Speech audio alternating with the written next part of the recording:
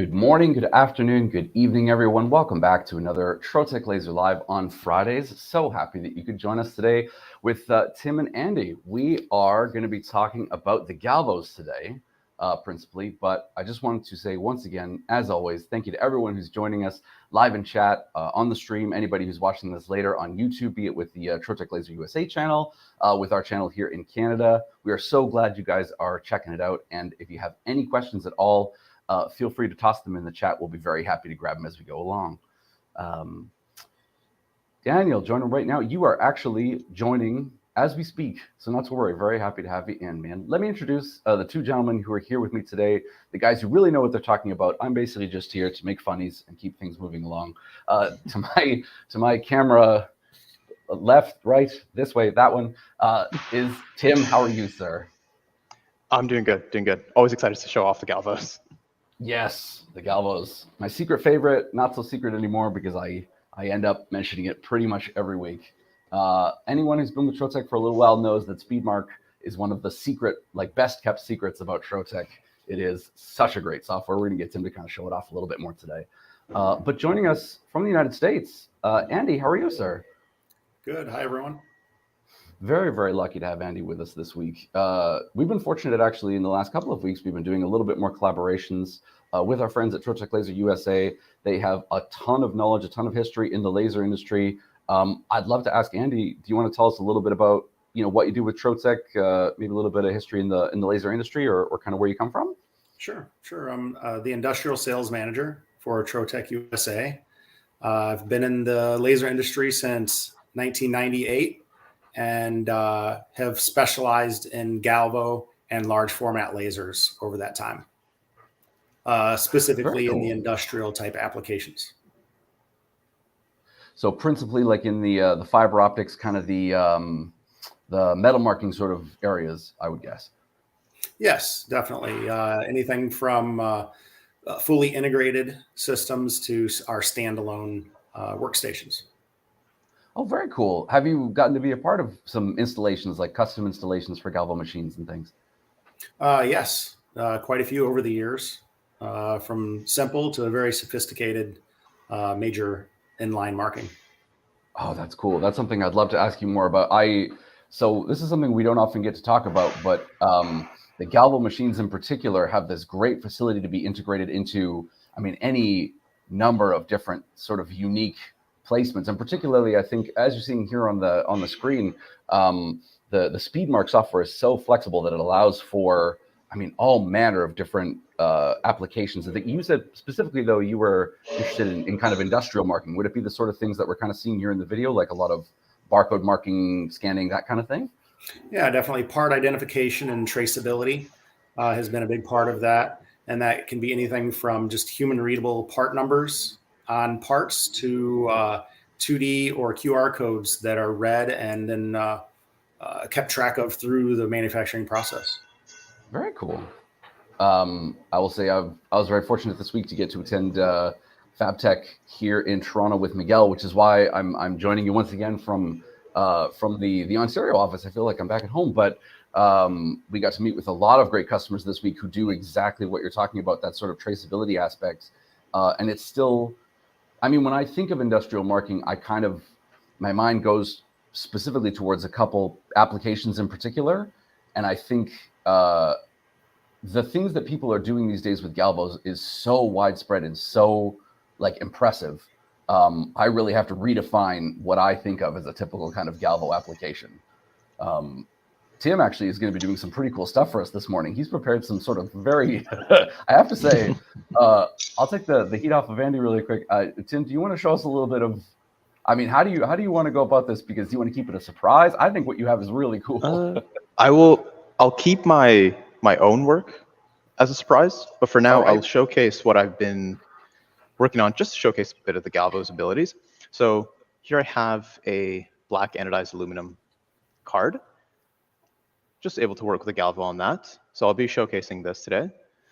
The next step, the next thing we'll be showcasing, this is a bit of a fan favorite in my opinion. Been taking it to a lot of shows. Little bottle opener with a blueprint of the Galvo machine. Love this one. Everyone likes a beer opener. So I love working with this one. And then the third one's going to be a little surprise. Bit of a pattern. A bit psychedelic. I like it. I have to say, you joke about everyone loves a beer opener, but trying to keep those even in stock at a trade show was tricky.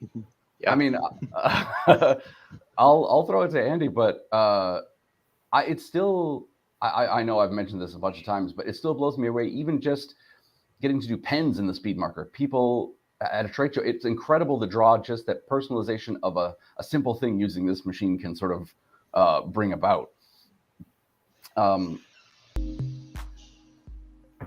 Yeah, very impressive part of Galvo is the speed that it can mark, up to 10 times faster than a gantry flatbed system. So it can be very impressive to see, personal identification that can be done in seconds. Can be very fast. Absolutely. I think people don't understand how fast right up until we actually get to show it off. So I'm going to have Tim, get started on the marking. I have to say, I'm glad you're starting with something simple like the black anodized card, but don't think that just because it's simple, it won't be impressive. Oh, yeah, definitely. I always tell people, so 10 times you say, Andy. Wow. That's so cool. Okay. So having seen that, I'll remind everyone that Tim and Andy really know their stuff about Galvo. So any questions you would like to ask, please throw them in the chat and we'll be very happy to grab them for you guys. But just that alone, I think, is incredibly impressive. And what we're seeing there on anodized, it can also be done with a CO2 laser because you're just removing the anodized surface from the aluminum. But with the fiber laser, which we're using at this time, a 20-watt fiber laser, it still removes the surface, but again, very much faster than a CO2 laser.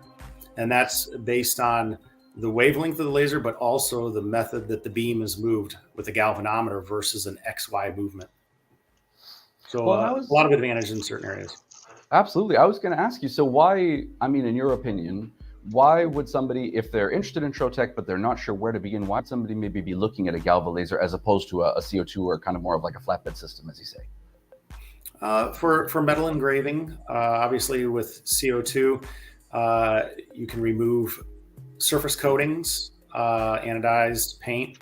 But as far as bare metal, say stainless steel, you would need to use a SpeedMarker or some other type of material to get contrast on those base raw materials.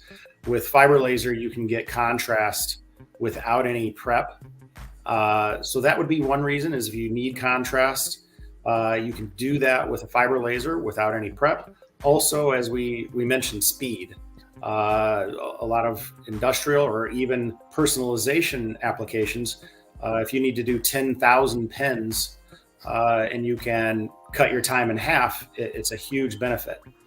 Absolutely. But on the other hand, Galvo laser has a limited engraving area. It's a fixed head, so you can go up to about our standard lens is up to 190 by 190 millimeter area, and so if you need large pieces, sometimes the gantry or flatbed is still a great solution or a better solution than Galvo. But whenever we're talking about single piece that needs a quick or short cycle time, a big advantage. I guess another thing to add would be very small, detailed engraving. With a Galvo laser, the beam diameter or spot size is considerably smaller than CO2. So you're able to engrave or mark very small, detailed graphics or characters with good legibility. Very, very true. And you could even see, I mean, Tim, I don't know if you can hold up that anodized card again to the camera, but the quality of, as you pointed out, Andy, the quality of legibility and marking on that. There it is. Yes. Always the toughest part of the stream. No, not at all. Yup. Oh God, I don't know where it's going. It's all good. It's all good. I mean, as you said, Andy, the level of legibility when it comes to on anodized, but then even on, as you showed on the bottle opener, Tim, directly onto an item like stainless steel. I mean, that is something that, Yep. you know, by and large, when it comes to the flatbed systems, you struggle to be able to mark. I mean, certainly you can use SerMark or a marking compound like that, but it adds a level of an extra kind of step in the production, right? That, or several extra steps that kind of not only adds to your production time, but also the production difficulty. I mean, in terms of making sure that you don't have overspray or you have that kind of consistent level of SerMark on every piece. This is a solution that I would add adds a lot of, or I would suggest adds a lot of ease to your production, takes a lot of stress off of your operators. It is just kind of a plug and play. One thing too I would mention, I wanted to ask you, so in terms of, you know, when you install a Galvo, the actual system itself is entirely self-contained. You don't, you know, it comes with the computer and everything. You just basically need do you need a separate Windows PC when you have the Galvo installed, or are you able to sort of run it just with a screen? The systems do include the industrial PC in the workstations. There is an option to provide your own PC as well. You can use a laptop if desired. There is Ethernet connection to the control rack of the laser. So there are options in that, but for a turnkey solution, we do provide that with an industrial PC. That's very cool. I mean, I feel like we've started to talk a little bit about the sort of customers who'll be looking at a Galvo, but I did want to, yeah, okay, Tim's got the bottle opener in there. I did want to start to also explore the other things that people can think about with the Galvo laser. I mean, I want to ask you, Andy, typically the first thing that I think of is going to be metal marking. So stainless steel, titanium, aluminum, that sort of thing. But, you know, what are the range of materials that a laser like this is going to be, you know, comfortable working with if somebody's completely, you know, new to the Galvo laser world? Sure. Well, I'd like to mention back to the metal marking first. A huge advantage with Galvo is you can do deep engraving. Very complicated and time consuming with a gantry flatbed system. With Galvo, we're able to go to an infinite depth through just the way that it removes the material, but also we can do programmable Z-axis to optimize that engraving. We even have a tool in our software that gives you the ability to change the angle of removal and optimize that entire engraving process to get very clean, accurate, deep engraving. But going to other materials, plastics, a great advantage with a fiber laser in Galvo is that with plastics, you can get a contrast, unlike CO2 that essentially melts the plastic material. Fiber laser and a lot of wide range of plastics gives a contrasted mark. So very good for identification of plastic parts. There's a wide range of other materials and a wide range of the plastics, but also composite materials, ceramics, that type of thing. A fiber laser, what it cannot mark is organic materials. So wood, glass, rubber, natural rubber. It does not react to the wavelength of a fiber laser. So anything else that has a surface coating or composite materials, as I mentioned, have very good reaction to that wavelength. So I know one of the things that we got a lot of questions about this week, and it's one I'm sure you get questions about all the time, is things like Yeti mugs, so powder-coated materials. Those would fall into the same sort of anodized area. They'd be perfectly fine with the Galvo laser, I assume? Yes, powder-coated drinkware. We do have customers that remove that surface and do it quite well. It is challenging compared to CO2. CO2 is actually better on the powder coating because it does not affect the base metal. With a fiber laser, you can effectively remove the powder coating, but if it's out of adjustment, say the Z position is too low, you can also affect that base metal. So again, it can be done. It does quite well. The big advantage is the speed at which it can do it compared to CO2. We have options for 3D, which is a dynamic shifter on the Galvo that allows you to engrave around a curved surface without rotating it. It automatically adjusts for the curvature. So we have a lot of options for drinkware, and in some cases, it can be a very good solution for powder coating. 100%. You make a very good point. See, this is something that I mentioned at the show this week. I said, you know, exactly as you said, if speed is your principal goal, 100%. It's a great solution. I mean, you saw how quickly everyone, I think, saw how quickly Tim marked that bottle opener and how beautifully the mark turned out. But you do have to be really careful about the adjustment in order that you're not actually cutting into the exterior of your thermally insulated bottle.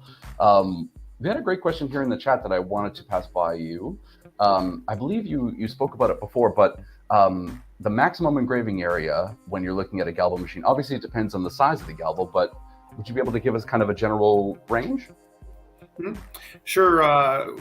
We have options for the lens, the optics that are used with the system. The standard is a 120 by 120 millimeter marking area. That is our 160 millimeter lens. From there, we go up to, can actually go up to 310 by 310 on the marking area. So anywhere from 70 to 70 up to 310 by 310.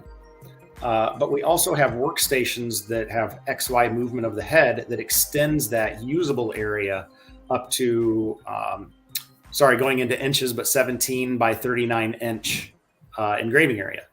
So how that's done is it moves the head to different zones that cover that optical area that it can engrave in. Never worry about going into inches. I'm glad you did, because I still haven't been able to make the millimeter conversions in my head at all, I'm afraid. So we will come back to Andy really shortly here. I want to hear more about his experience with the Galvo lasers, but Tim has actually prepared a really great sort of breakdown, a top to bottom breakdown for us. And I we're about 15 minutes in here. I figure it's a great time to maybe pass it over to Tim. What do you think, Bud? Are you ready to maybe kind of walk us through some of the SpeedMarker basics and stuff? Oh, definitely. Thank you, sir. Take it away. All right. So SpeedMark, just like all of our other softwares, are very intuitive, simple to use, and I'll make sure to walk through it to the best of my ability today.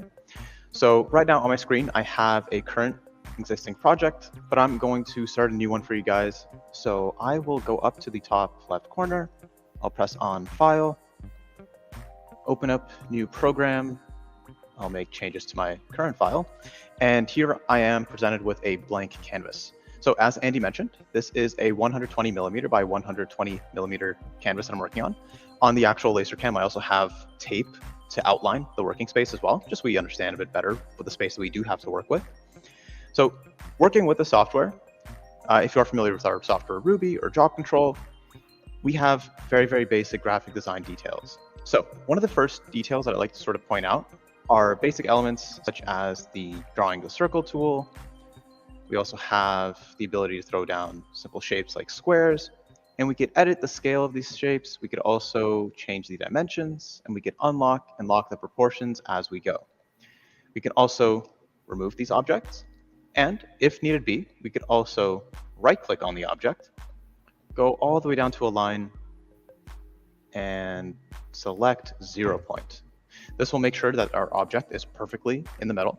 So instead of placing it and trying to move it around, we have a perfect precision tool to make sure that it's perfectly in the middle.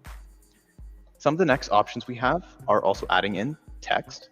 So we could drag a text box in, and we start typing up our own little customized text. We also have a ton of fonts available as well. Any font that your computer has and recognizes will be shown in the software as well. So if you have downloaded customized fonts, don't worry, the software will see it too. For sake of this example, we're going to use little band script, and we're just going to type in Protec123 as a simple test. So here we go. Here we have our text. Now, one thing you guys might notice is that all of these shapes and objects that I'm putting in are put in with no filling.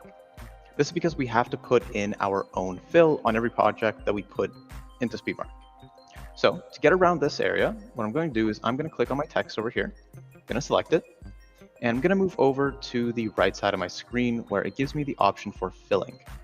So in this tab here, which is called the Graphic Properties tab, we have 6 different options that we can go through, but for the time being, I'm going to focus on the fill. I'm going to head over to Fill Style, and I'm presented with 4 options. We have parallel lines, bidirectional, and then cross-line parallels and cross-line bidirectional. Parallel lines will go as the word means, biparallel lines. Bidirectional will go back and forth. And cross lines, parallel and bidirectional will mean the same things, but they will create a cross line pattern as they're going. So a bidirectional pattern will go side to side, and then cross line bidirectional will go side to side, and then up and down as well. Can I interrupt you really quick, Tim? Yeah, for sure. So this sort of fill pattern, Andy, with this sort of what you were discussing earlier, when you're talking about being able to decide like the depth of marking and the way in which you'd like to fill out a piece. It was sort of with this sort of the essentially like the cross hatching, I guess is how I think about it, of the way the laser is going to move across the graphic. Yes, depending on what you're trying to accomplish, you use a different fill pattern. For deep engraving, we would usually use bidirectional, but then there's a deep engraving module that is in the software in addition to this that gives you the ability to change the angle that it is moving across your graphic. The advantage with that is think about snow plowing. If you push the snow the same direction every time, you get a huge pile at the other side. But if you push it different directions each time you go through, you have smaller piles all around the edge, so it appears better as a plowed area. Kind of a crude way to describe it, but it's the same with material removal. You optimize it by removing the material in different directions at different angles, so that when you're done, you have a cleaner edge and not as much buildup. So it results in a much cleaner engraving. But as far as the simple fill, say you're only doing an annealed mark or an engraving, some of this has to do with the speed as well. Parallel lines are going to be very fast. If you do crosshair bidirectional, then it's going to take longer because more passes.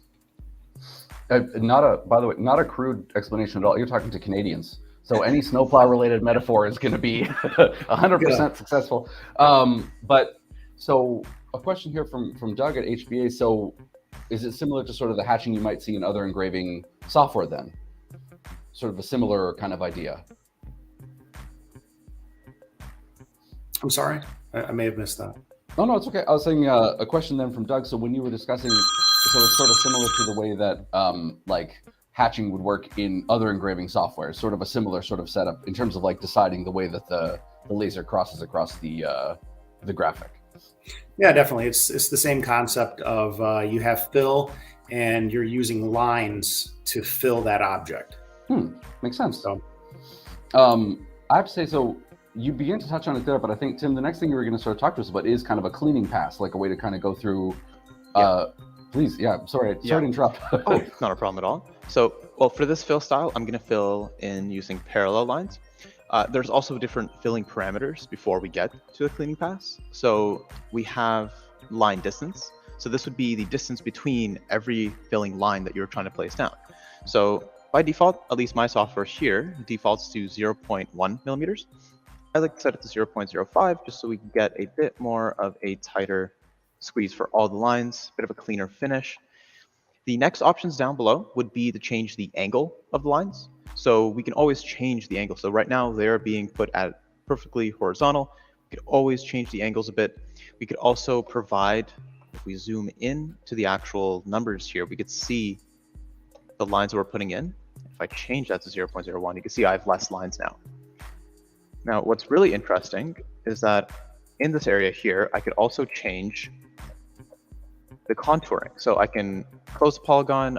Again, with the angles, I can leave the contour on or off. So the software will see the contour of the letters that I'm working here with, and I could easily turn that off as well. The next section would be the cleaning pass. So the cleaning pass is a low power run pass that just cleans up the surface, make sure that everything is nice and tidy. The way we set up a clean pass is by heading down to the cleaning section and enabling this check mark. The next thing that we'd want to do is select which layer we're going to be running the cleaning pass. So right now it's set onto a same layer as my text would, but I want to change that over to any other of my 16 layers that I have here. So I'm going to select it as my red layer. You may also notice that it's cleaning everything outside of the word, so it's not actually cleaning the actual words themselves. And that's because my cleaning style, which is right below the cleaning parameters, is set to surrounding. I could change this to either both, so it'll clean the contents that I'm making and the surrounding, or just simply the contents themselves. And I prefer to clean only the contents just because it gives a bit of a cleaner edge. At the same time, I can also change the line distance for the cleaning passes as well, right below in the advanced options. When I click on that, I have this dialog box that pops up. And just like how in the fill style and the fill parameters, I could change the type of line style that I want to go through the cleaning paths. So I can select bidirectional or parallel lines, and just like before, cross line options as well. I can also choose the spacing for the cleaning as well. So I'm going to set it to 0.05 again. I can also change the angle and the cleaning borders of everything as well too. So after you're done, you just press close. And now you've set up a cleaning pass and an engraving pass. I'm going to be doing this on some black anodized aluminum as well. So after I'm done setting everything up, I have the project here set up. I'm going to go into my marking settings, which are back up here, the graphic properties. I click on the marking settings. I'm given my material parameters, which I think if I got right, I did not change. So for the sake of this project, I'm going to change the materials to my project materials rather than the material database. So once I do this, it will change all the settings that I previously made for the cleaning pass. So I'll just go back and select the cleaning pass again, go back to my marking settings, make sure that I have everything selected under my standard settings. It's all set to the black layer. And now I'm more or less ready to start my project, but not just yet. So I'm going to try to get rid of the square. So I don't actually have to delete the square. What SpeedMark allows me to do is to click on an object and simply deactivate this layer. So I can either decide to have this engraved or completely skip through. So to get this done. Sorry, Tim. Yes. Great use of that feature is you can actually import the drawing. Say you have a pre-manufactured plate or tag, or maybe it's a pen that you're engraving pens. Yeah. You can import a drawing of that, deactivate it, and yet let it still be visible. So it gives you a visual of what you're marking on. So you can do that with any item in the list. You can deactivate, and you can also make it visible or not visible. Yeah. Oh, that's actually what I do with my bottle openers. I will have the outline of the actual bottle opener so I can use it to line up everything. And then I'll deactivate it after I've lined everything up and get the engraving done nice and accurately. Wow. It's a great tool. So, oh, yes, sir, go ahead. I'm sorry. I was just going to ask. So I never knew that. I didn't realize that SpeedMark still worked within the sort of same 16 color system as Job Control does. So there's a lot of sort of skill crossover between the two softwares. Yeah. Can I ask? So, Tim, I mean, I know maybe technically it's not the same, but is SpeedMark almost working with vectors then? Because you're sort of creating items and shapes that are scalable on different parameters. I mean, I know you're adding custom fills and things, but because you're working with layers and you're working with scalable objects and text, it's not too dissimilar from when we've seen you working in like Illustrator. I know obviously it's not as powerful as Illustrator, let's say, but this actually makes it seem very like approachable to somebody who's used to working with a vector software. Oh, definitely. So a lot of the imported files that you can put into SpeedMark would be bitmaps, DXF, and PDF files. So a lot of the work that I actually do for SpeedMark is done in Adobe Illustrator. The issue comes along is that when you try to import a fully filled in vector, when you import it into SpeedMark, it will take away all of the fills and only leave the outlines. So you still have to do the custom filling within SpeedMark. Gotcha. Yeah. Last question to the two of you as well, really quickly. Is there any benefit to having, so I know you had to set up the spacing of the lines and the type of lines in your cleaning pass in the same way that you did with your fill. Is there any benefit to making them either, like, would you want them to be identical to the way that you set up your fill? Or would there be a benefit to having the cleaning pass, do perhaps a bidirectional fill where the actual fill itself was only, horizontal? Does it sort of make a change to the engraving at all, or? That can be done, Don, in certain situations. The cleaning pass can be used to change the contrast of the surrounding area or actually clean the area. Say you have slag left over. So depending on what you're trying to accomplish, there are sometimes advantages to using a different angle, but also you can even do a double pass clean, which means you go very fast with low power, so you're not affecting that base material as much. I see. So Okay. a lot of Okay. different options that optimize the process. That makes sense. Okay. Tim, also you mentioned you said PDFs, DXF. So if you had a drawing that you'd already so sorry, you said if you had a drawing that you'd already created in Illustrator, you're able to import it directly into SpeedMarker. Yeah. As a PDF. And when you're doing bitmaps, then you're controlling the density. So the settings change a little bit when you're using different file formats. Some, again, you would say set it at 500 density instead of going in and changing your line and your line distance. I see. Okay. So most of it is vector based. Makes sense. We can also do bitmap. But I mean, a vector-based system, like say, allows for some of that scalability as well. I mean, this is perhaps a stupid question, but in the beginning, Tim, you showed the area that you had marked off with the tape. So the one difference, I suppose, or a principal difference for someone who is more familiar with, let's say, like a speedy system or a flatbed system, what you see here in terms of the square isn't actually your entire marking area, hypothetically, or is it? Is this the same as you would see in job control with like you're seeing basically a one-to-one representation of the bed? Yes. Yeah. So this working space, the 120 by 120, that's the space that I have to work in, and that's the tape that I've also marked off on the SpeedMarker. Oh, I see. Okay. So this represents the marking area itself, not the entire bed of the SpeedMarker. Yes, I see. exactly. Okay, that's my fault. I see. Sorry. Go ahead. It's not a problem. So let me just get back to it. So if I were to click on the object that I want to deactivate, I can either right-click on it and select activate/deactivate, or when I click on the object, I could also go up top here and select this button that says activate deactivate, and that'll deactivate the layer. Now it'll still show the object in place there. The only way I'll know that it's deactivated is on my tree over here for the program tree. It'll show that my rectangle is all grayed out with a little X on it saying it's deactivated. So now the only area that I actually have that will show off in my marking is the Trotec123. So the next steps that I'm going to be taking is actually creating the settings that I need to be able to mark or just simply engrave on my anodized aluminum plate here. So to do that, I will select my project materials, because remember before, when I went into my marking settings, I made sure that my material parameters was set to project materials and not my material database. So the pencil icon over here up top of the page would be the project materials, and the can of pencils and stuff, that is the material database. So I'm going to press on project materials, and if you are familiar with our software job control, this is where you're going to find the 16 different layers of colors that you can do to choose different styles of settings. So in the past, so here, let me actually click out of this, because I need to make sure that I've set my cleaning pass correctly. I have, and I've set it to my red layer. So I'm going to open up my materials again. I'm going to check mark my cleaning pass for the red layer. And now I can play around with the settings here. So knowing that I'm going to be marking on anodized aluminum, I don't really need too high of a power setting. So I'm just going to put it down to 40. I'm going to run it at 2000 millimeters per second. I'm going to keep it at 50 hertz as well.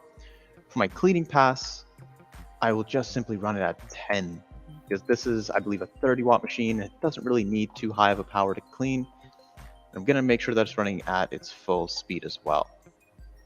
So afterwards, I will press on the OK and Save button, and that's going to save the materials and settings that I just chose for it.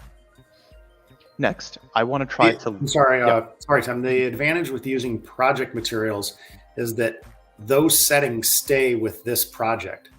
So you can change your database and it's not going to affect these settings. So it's just a safer way to set up a project and keep those settings with that project. Yep.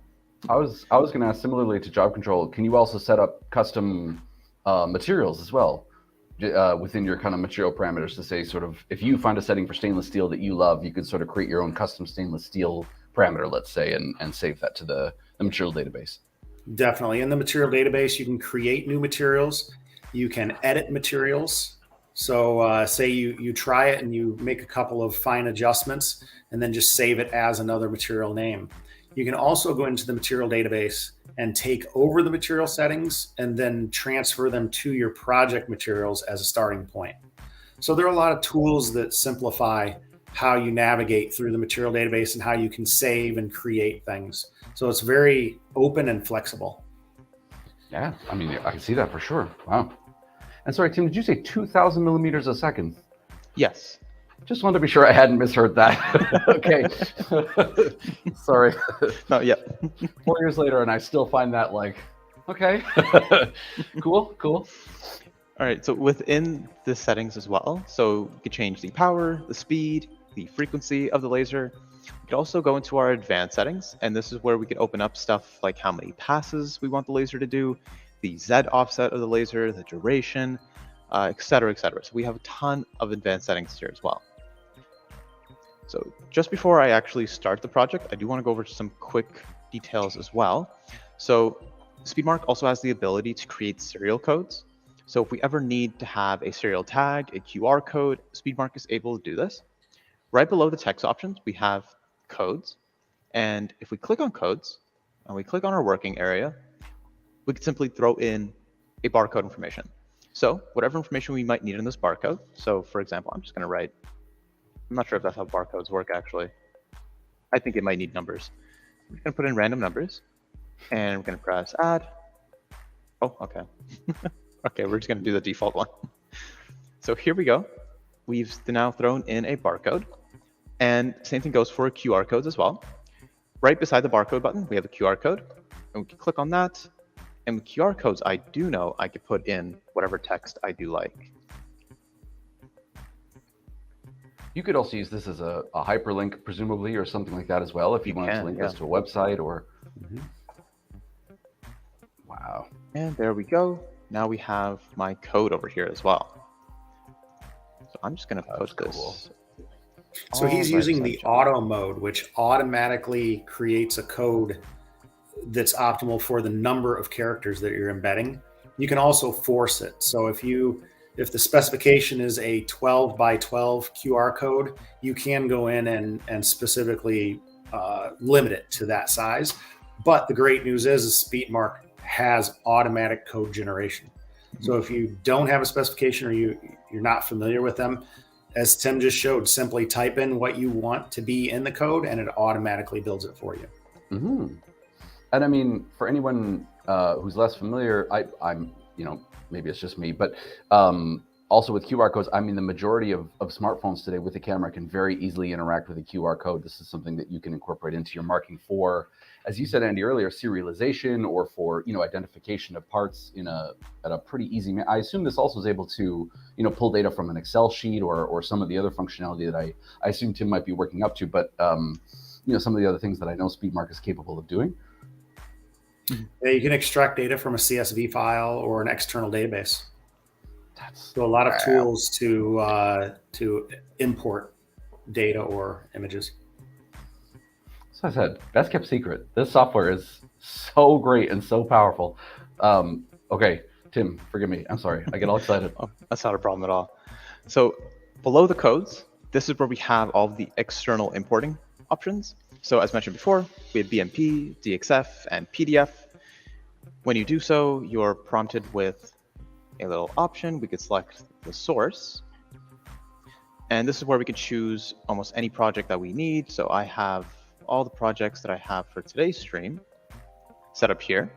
I'm not going to give away the pattern just yet, but if I were to import the business card that I was just doing, I'd press open and then I'd press add.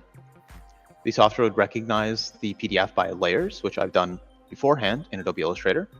Then it would open up this business card file here, which I have separated into different layers.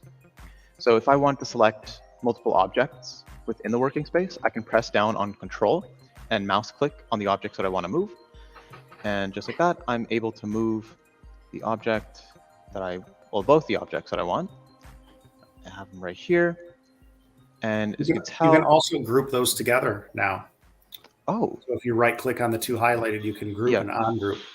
Oh, perfect. Oh, that makes everything much easier. There we go. Perfect. Sweet. So as you can tell, when I did import this PDF, I don't have any filling on any of the letters that I've imported, which means that I would have to put in the filling. So I believe if I ungroup everything, just because, oh, it just disappeared on me. And we're just going to redo. And break grouping. So I like to break the grouping. Well, I broke the grouping because I'm using the outline of the shape to align everything and use as my sort of virtual jig. And then the rest of the file, which I can select in the tree here, is seen right in this area. And this is where I could go along and fill the area. Now I have a filling on each of the characters I put in. And just like before, I can just simply deactivate this, not have it shown in my marking, just like that. Also, for eagle-eyed viewers, if you ever need to get a hold of Tim specifically, That is his specific email address. So if you have a great question for Tim, so I will ask. So you mentioned the tree, and I can see you interacting with it, but I mean, what does that represent in terms of, like, is it sort of a workflow indicator for the laser or for the user? I believe it is. I believe in the order that it's going. That's the order that it's going to do the projects in. Yeah, that is correct. That is correct. And it's not always a marking or engraving step. It can also be programs, subprograms. You can use move axis commands. So it's a flow of the entire process. And you can grab one of those items and simply drag it below another and change the sequence or the order of engraving. So in terms of optimization, I mean, you really have, because that was something I struggled with the speedies in the beginning, let's say, for example, in terms of optimizing things like cut lines, and, the orders in which something would engrave or be cut. This really gives you the flexibility to kind of do that. I mean, it really is just a visual representation. If I'm reading it correctly, it's sort of, we're going to do this piece and then this piece and then this piece. And you're saying you can also factor in just things like a Z-axis offset or just, other parts of the workflow that the machine can do. Right. Wow.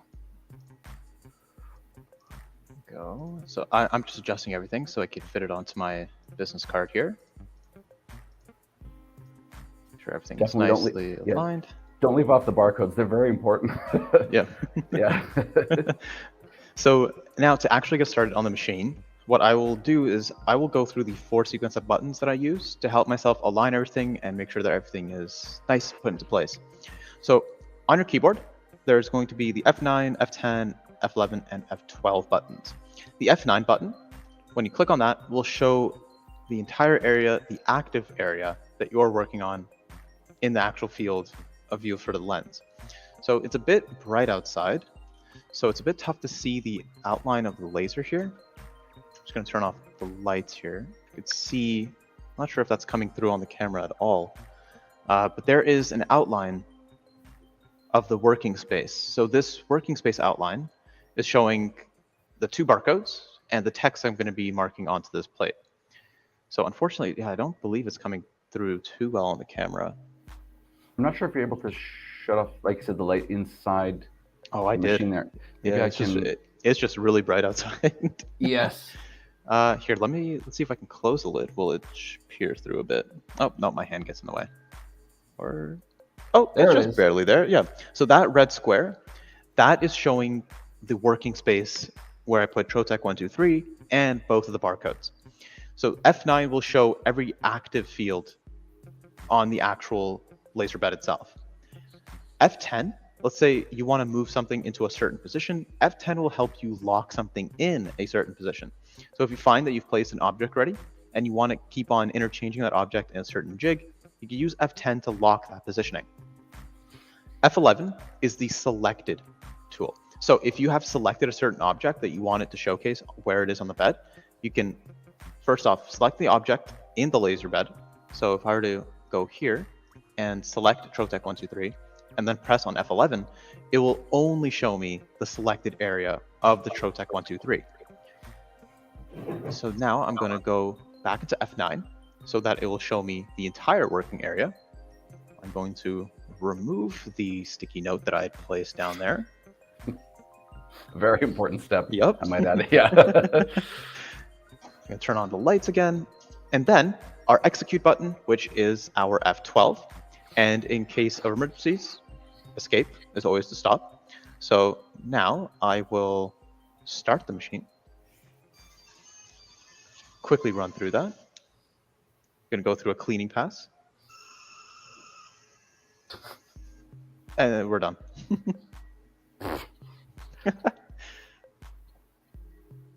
Wow.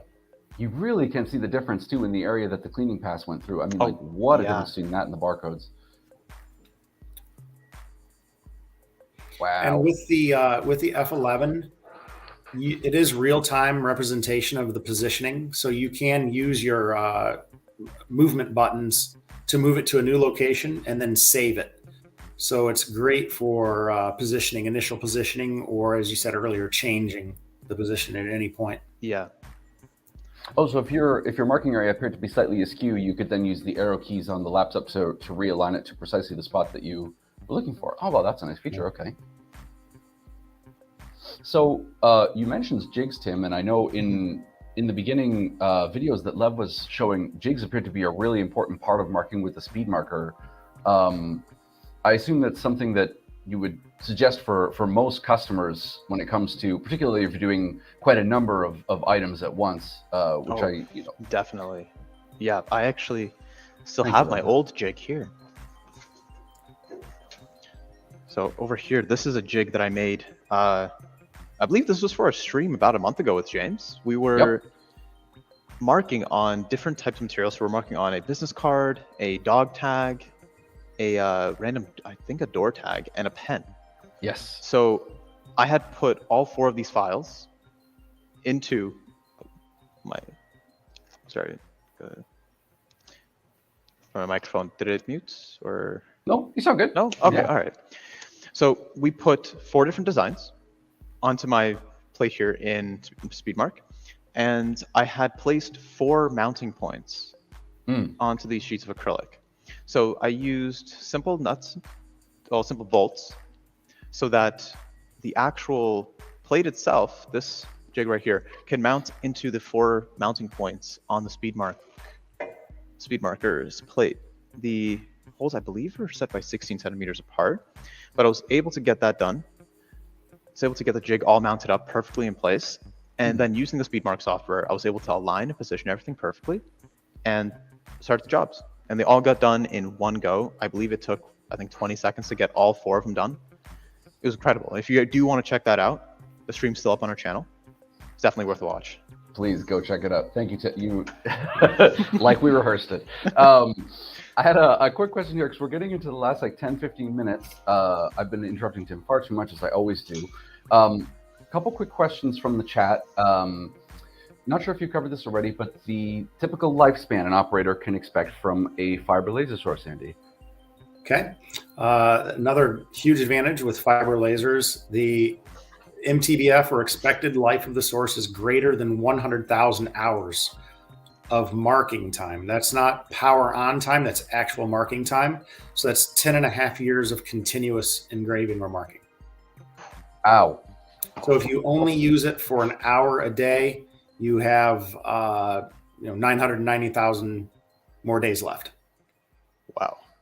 I mean, yeah. Most of this is theoretical, but we've seen great lifespan out of the sources.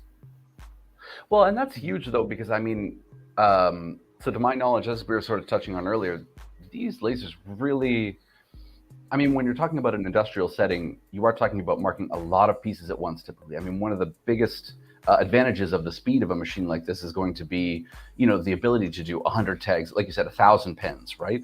So knowing that you're going to have that facility, not only the speed to do it, but then the capacity to do it for the next 10, 20, 30 years is just that much more of a selling feature, I would imagine. Yes, exactly. Thank you, Johnny. Yeah, fiber lasers generally last until the heat death of the universe. I like that. Yes, indeed. Johnny joining us from our UK branch. He is also very super knowledgeable when it comes to the Galvos. We'll have to have Johnny back one of these days. He is one of our best sort of long time guests. We've been very fortunate to have him on before. Just a really quick shout out to Tim here for this incredible artwork we're seeing. If you thought that barcode marking and part marking were the only capabilities of this laser, rest assured that it can do incredible artwork as well. It's one of the things I admire most about this laser is that it has I mean, 100% or 99% of the capacity that any of the flatbed lasers to, leaving aside the fiber source as compared to the CO2. But, you know, one of the mistakes I made, at least in the beginning with SpeedMarkers, was to sort of perhaps pigeonhole them into sort of one area. And I really think, you know, this incredible file that Tim has here, that's so cool. I was waiting for that. Is just to showcase that, you know, no matter what you'd like to do with this laser, it still has an incredible capacity. Yes, 11 is a great point, though. The jewelry, promotional items, industrial applications, probably the top 3 market segments. One question I will throw to Andy, and it's one I really like to ask our Galvo experts, is if somebody has a flatbed laser already, why might they consider adding, a Galvo laser to their current laser lineup? Some of the reasons we discussed earlier: cycle time, quicker cycle time. Deep engraving, if they need to, they get a project that requires deep, you would need to go to Galvo for that. But also, a lot of our customers that have Speedy systems only have CO2, and they have customers come into their shop where they bid on jobs that require direct metal marking. The best way to go to that is a Galvo laser. We do have options for fiber in our Speedy systems as well, but it's somewhat limited. We can't do deep engraving. Again, it's slower speeds, but it can be done. So there are a number of different reasons, but typically those are the major reasons: cycle time and just need of the capabilities of a Galvo laser. Absolutely. I mean, we have a lot of customers that expand for that reason. This is exactly, I was going to say the same thing, which is any general engraver. I mean, this opens you up to a whole new realm of different types of promotional items and personalization that with a CO2 laser would either be, you know, far more difficult or just not possible. Johnny makes a good point too, which is also the addition of a rotary. I mean, we have rotary attachments. Yeah, Tim has it there. This is something we've touched on this in the last few weeks of streams, but you know, we're looking to kind of put together perhaps a rotary only stream coming up pretty soon for the Galvo machines, because I think it also, I mean, Andy, is it fair to say that that encompasses a really big segment for these machines, is sort of that rotary, as you said, you know, perhaps drinkware or you know, any sort of circular item kind of marking. Especially in the jewelry industry. We have ring chucks. They're specifically for rings. So yeah, precious metals, we have a lot of customers engraving on. We didn't really get to touch on it too much, and I know it's going to be a forthcoming stream, I think, but you also mentioned some of the DS machines and the 3D marking that's possible. Is that something you can give us kind of a very general overview of, you know, what the future looks like for these Galvo machines? I mean, just because Ruby is being introduced to Galvo machines, I mean, I would encourage customers not to sleep on all the cool new stuff that's coming up for the Galvo machines, because they are expanding at an incredible rate right now. Yeah, the DS option, which is dynamic shifter, what that gives is the ability to change the focal distance to engrave around a curved surface. So a quick description of it, say you need to mark around drinkware, but you don't want to use a rotary. You want to keep it, say, put on a V block and not rotate it. It takes the graphic that you want to engrave on the drinkware, and you put the measurements in, the diameter, the X and Y position, and the Z height, and then it automatically calculates where the Z position needs to be to wrap it around that object. It's all automatic once you enter your points and measurements, and it's quite impressive. It again gives you the ability to say, lay, as you can see in the video, several of the drinkware in, and without a rotary. You would obviously need several rotaries to do this without the dynamic shifter. So it's a great tool for any curved surface. Doesn't have to be drinkware. It could be industrial pipes or, you know, a camshaft, whatever it might be that has that curved surface. It optimizes and keeps everything in focus so that you get a consistent engraving around that curved surface. And that is an option with our standalone workstations, the SpeedMarker 1300 and higher systems. This is something I discussed, briefly with Rob last week, but I'll ask you as well, Andy. If somebody wants to see a demonstration of the Galvo machines in the United States, where might be the best place that they could come? What are the different, Trotec US locations that have some of the Galvo systems that we could do a demonstration for someone? Sure. Well, we have several locations across the U.S., 11 offices, and more than half of them do have Galvo systems in their showroom. So depending on your location, a local showroom may be a good option. If not, we have our headquarters in the Detroit, Michigan area, and we have several systems there. We can do either on-site, you can come visit us, or we can do virtual demos from that location. And we also have Arlington, Texas, that we have a few Galvo systems, and we can do virtual from there as well. So a lot of different options as far as demos. 100%. We are pretty much in the same boat here in Canada.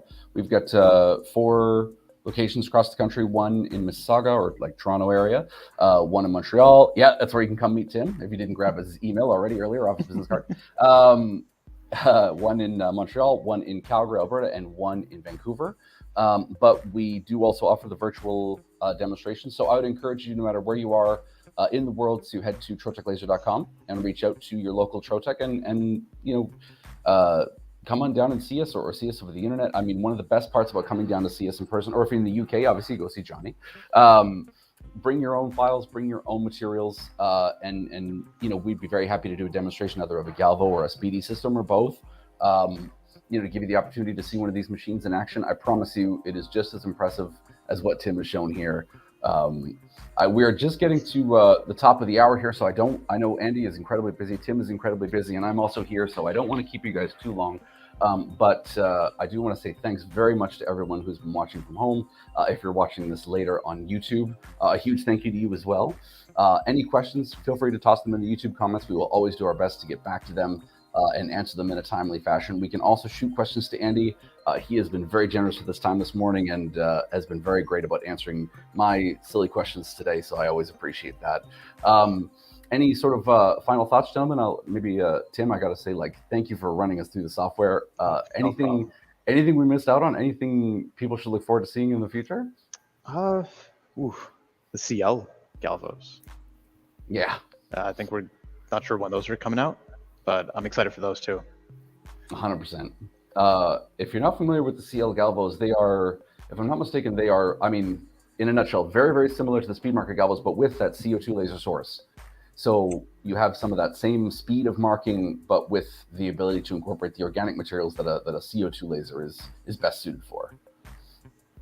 Yes, Lev, thank you. Also, the photo engraving webinar next week. Andy, really quickly, over to you, sir. Anything that we've missed out on? Anything you'd like to let people know? Any contact details or best place to get a hold of you? Well, we covered quite a bit, and there's always more. Our software has so many features and capabilities that we could do this for 3 days and show everything.